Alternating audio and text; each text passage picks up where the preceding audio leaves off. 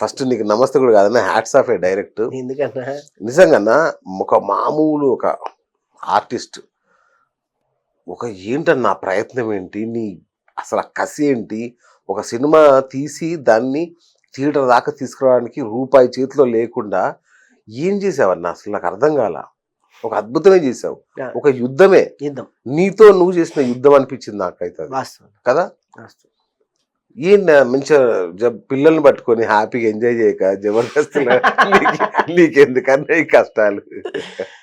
ఆ, ఈ డైలాగ్ చాలా మంది తిట్టుంటారు కానీ మీరు ఇంకా చాలా స్వీట్ పెట్టినట్టు పెద్దరికంగా చెప్పారు. అవునా కొంతమంది అయితే పచ్చి పదజాలాలు వాడుతూ, అవునా అమ్మ నా బూతులు తిడుతూ, ఆ, నన్ను ఎలా తిట్టాలో తెలియక ఓకే కొత్త కొత్త తిట్లను కూడా కనిపెట్టి జుబుక్షగా తిట్టిన వాళ్ళు కూడా ఉన్నారు. అవునా కానీ ప్రేమతో తిట్టారు, కొంతమంది కసిగా అచ్చా, తిట్టారు, అవునా కొంతమంది వెటకారంగా తిట్టారు, కొంతమంది అవమానంగా తిట్టారు, ఓకే ఇంకొంతమంది చెప్పాలంటే ఇంకా వీడు కొలాప్స్ అయిపోతే కూడా ఒక పార్టీ పెట్టుకుందాం సరదాగా ఓ. అన్నోళ్ళు కూడా ఉన్నారు. అచ్చా మీరు ఈ ఇంటర్వ్యూ కార్యక్రమం స్టార్ట్ చేయక ముందు ఒక మాట అన్నారు, ఆ, సీనియర్ జర్నలిస్ట్ గా మీకున్న అన్నా. ప్రస్తావనలో ఆ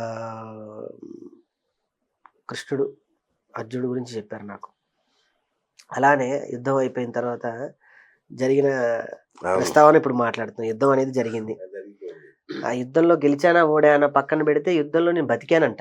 మరి నేను గెలిచాను అనను, ఓడాను అనను. ఓకే ఆ యుద్ధంలో నేను బతికి బయట కట్టాను, ఓకే బట్ట కట్టానన్న. అవును అలాంటి యుద్ధమే చేశా.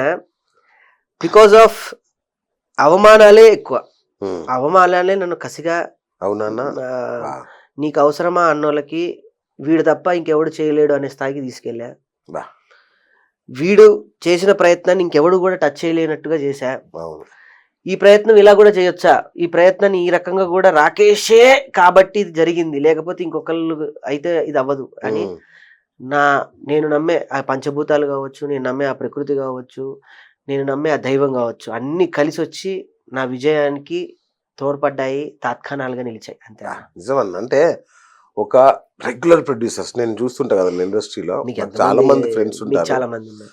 రెగ్యులర్ ప్రొడ్యూసర్సే 90% మంది సినిమాని రిలీజ్ దాకా తీసుకురాలేరు. అవునండి, అవును. థియేటర్లకు వచ్చినా అసలు ఎన్ని థియేటర్లు కూడా వాళ్ళకి దొరికితే లేదు, కష్టం. అలాంటిది అంత దాకా తీసుకొచ్చావు, అది ఒంటరి పోరాటం.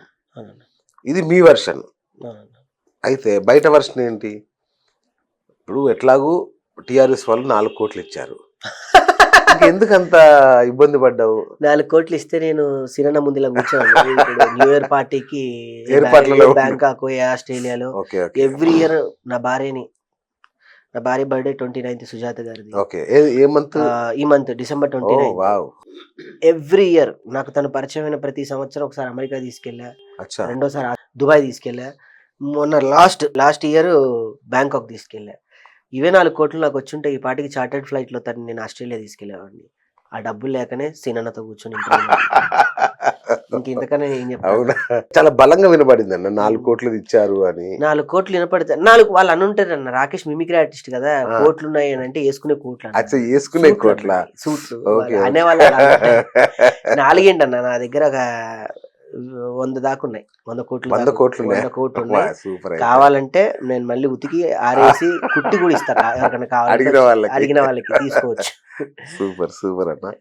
రైట్. అంటే నీ దగ్గర ఏం లేదనే విషయం చాలా అర్థమైపోతున్నా సరే, కసియో నీ మీద కోపమో పగో గాని మొత్తానికి డబ్బులు, అందుకే అన్నా కదన్న, పిచ్చుక మీద బ్రహ్మాస్త్రాలు దేనికని మొదటి రోజే అన్నా, ఇప్పటికీ అదే అంట. కాకపోతే మీరు చెప్పిన మళ్ళీ ఒక ప్రస్తావన యుద్ధం గురించి చెప్పాలి అని అంటే, ఆయుధాలన్నింటినీ బండి కింద దాచుకున్నట్టు నా శరీరంలో దాచుకున్న, అవయవాలన్నీ మనసులో దాచుకున్నా. చూశాను ప్రతి నీ ప్రీ రిలీజ్ ఫంక్షన్స్ గాని అవి చూస్తే నీ ఎమోషన్, నీ దుఃఖం, బాధ, అంటే ప్రతి వాళ్ళకు జీవితంలో ఇలాంటి కొన్ని సీన్స్ ఉంటాయి. ఒక అనూహ్యమైన విజయం దక్కే క్షణంలో మనం పడే తపన అది ఇట్లా కళ్ళలోంచి వస్తుంటది కదా. ఉబ్బేవన్నా ఇటువైపు నరాలు. స్కానింగ్కి వెళ్తే వాళ్ళకు కూడా అర్థమయ్యేది కాదు, ఈ ఏజ్ లో ఏంటి ఇంత ఆలోచనలు కదా. అవును. ఒక టైంలో నాకు నేనుగా రూమ్ లో కూర్చొని అరిచేవాడిని, ఒక సైకోయిక్గా ఫీల్ అయ్యేవాడిని.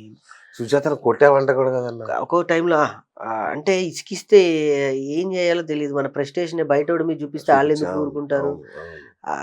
మనకి మన కష్టము సుఖము మన బాధ మన ఎమోషన్ అర్థం చేసుకునేది అమ్మ తర్వాత భార్య. మనకి రెండో అమ్మతో సమానం.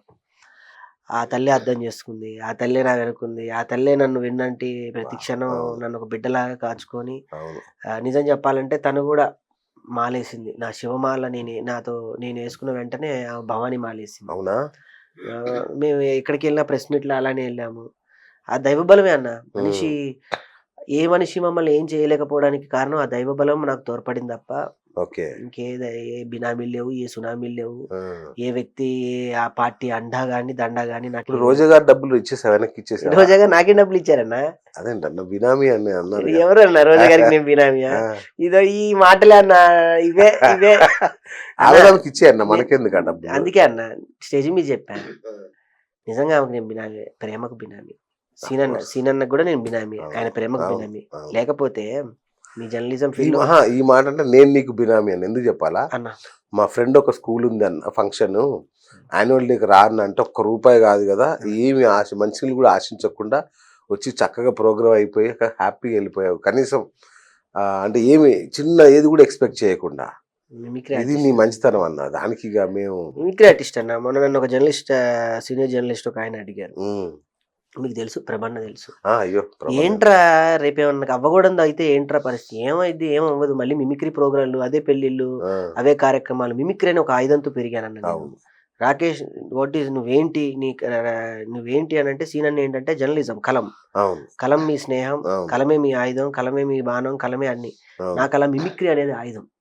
నేను అది వేసుకొని ఒక బ్యాగ్ వేసుకొని ఒక కోట్ ఉంటే, మీరు అన్నట్టు కోట్ ఉంటే అది వేసేసుకొని ఏ పెళ్లిళ్ళు, ఏ పబ్బాలు, ఏ తద్దినాలు, ఏ దినాల్లో ప్రోగ్రామ్ చేసినా అప్పుడు ₹1000 ఇచ్చేవాళ్ళు, ఇప్పుడు 10,000 ఇస్తారు. చాలా చాలు బతకడానికి. అంతకు మించి నాకు పెద్ద ఆశలు లేవు. అది ధైర్యం. నాకు పెద్ద ఆశలు ఉండవు. నాది నిత్యకృత్యాలు చాలా సర్వసాధారణమైనటువంటి జీవితం నాది. పెద్ద ఖర్చులు ఏమి ఉండవు. ₹50 ఉంటే చాలు నేను రోజు గడిపి.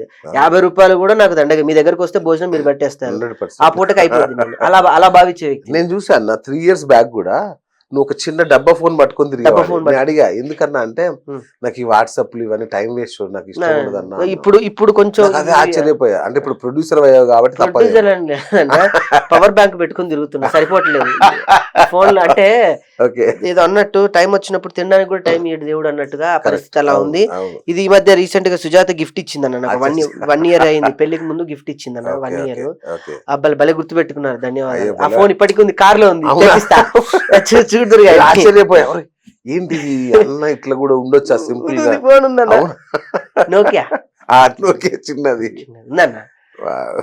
అంటే అది మనం ఎప్పుడు 10 ఏళ్ల క్రితం ఎప్పుడు వాడాము ఆ ఫోను.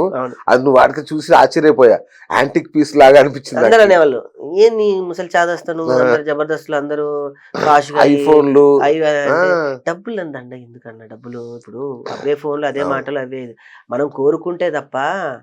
ఒక పెద్ద ఆయన అన్నారు, రాళ్ళపల్లి గారు, మా గురుగారు రాళ్ళపల్లి గారు. నేను థియేటర్ చేస్తున్నప్పుడు గురుగారితో ఒక వేషం వేయాల్సి వస్తే ఆయన దగ్గర రాశాను, చేశాను. ఇదే ఈ టీవీలో 4 సంవత్సరాలు ఆయన సాహచర్యంలో బాబాయ్ హోటల్ అని అభిరుచి కార్యక్రమాల్లో ఆయన నేను ఇద్దరం కలిసి చేసేవాళ్ళం. అది రామోజీరావు గారికి ఇష్టమైన కార్యక్రమం. ఆయన ప్రతి ఆదివారం టీవీలు అలా అన్నీ ఉంటే అభిరుచి పెట్టండి, బాబాయ్ హోటల్ పెట్టండి అని ఆయన వెళ్ళేదాకా చూసి ఆయన వెళ్ళేవాడు. రాళ్ళపల్లి గారు అంటే అంత గౌరవం రామోజీరావు. ఆయన ఏ కార్యక్రమం చూడరు. అలా 12 సంవత్సరాలు నేను జబర్దస్త్ లో చేసిన నా రికగ్నైజ్డ్ ఏంటంటే బాబాయ్ హోటల్. అది చేయడానికి కారణం మా అమ్మగారు వంట చేస్తూ మమ్మల్ని పోషించారు. ఆవిడ అందరి ఇళ్ళలో వంట చేసేవాళ్ళు. నేను అప్పటికి జబర్దస్త్ లో కొంచెం అంతో ఎంతో పేరు వచ్చింది. ఈటీవీ వాళ్ళ దగ్గర నుంచి ఫోన్ వచ్చి, ఈ కార్యక్రమం మీరు చేయాలండి అన్నారు. వంటల కార్యక్రమం నేనేం చేయడం ఏంటండి, ఆల్రెడీ నేను సీరియళ్ళు, సినిమాలు అవి ఇవి అని ట్రై చేసుకుంటున్నా. మా అమ్మ అంది, ఎవరితో అడుగు అని. రాళ్ళపల్లి, పిచ్చా నీకు అంత నటుతో స్క్రీన్ షేర్ చేసుకోవడం అంటే ఏ జన్మ రుణబంధం, ఇల్లు అంది. ఆ వెళ్ళడం ఆయనతో నేను 4 సంవత్సరాలు 5 సంవత్సరాల ప్రయాణం. ఆయన చివరి శ్వాస వరకు నేనే పక్క నుండి వారిని ఇదే మహాప్రస్థానంలో సాగనంపి, ఏ బంధమో తెలియదన్నా, నేనేం స్నేహం చేసిన నా అన్నలో ఒక వేణుమాధవ్ అన్నయ్య ఉండొచ్చు, రాళ్ళపల్లి గారు అయి ఉండొచ్చు. వీళ్ళ జీవితాలు నాకు సుస్పష్టంగా అర్థమైంది ఏంటంటే జీవితం ఇంతకు మించి ఏమీ లేదు. కపాల మోక్షం జరిగిన వెంటనే మహాప్రస్థానంలో బూడిద కూడా ఇవ్వట్లేదు ఈ మధ్య. ఆ బూడిదే ఇవ్వని జీవితాల్లో ఎంత విర్రవీగితే ఏం సంబంధం అన్న. ఇదే మాట ఎందుకు ఇన్ని చెప్పాను మీకు అంటే ప్రభు అన్న అడిగిన అన్న మాటకి రేపు ఏం జరుగుద్ది, ఏం జరగదు.